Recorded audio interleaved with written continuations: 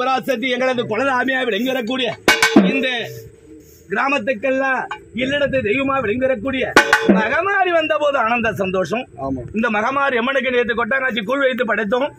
இன்றைக்கு அந்த அம்மாவை நாங்க ஊரை அழைச்சி வந்து தயார் நிலையில் வச்சுட்டு உங்களது அன்னை பராசக்தியா விளங்கக்கூடிய எழுவுளி அம்மனை அழைச்சும் போய் உங்களை எல்லாரும் கும்பலாக ஊரை விளையாட போறீங்க.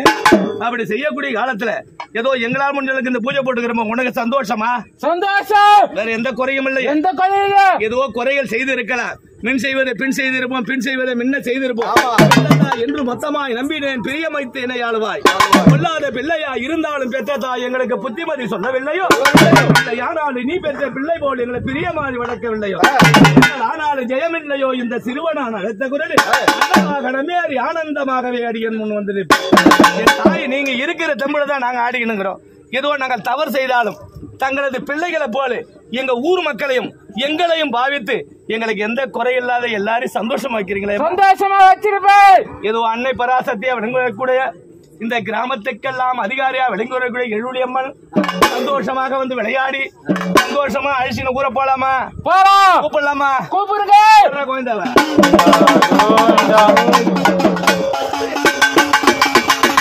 தாயா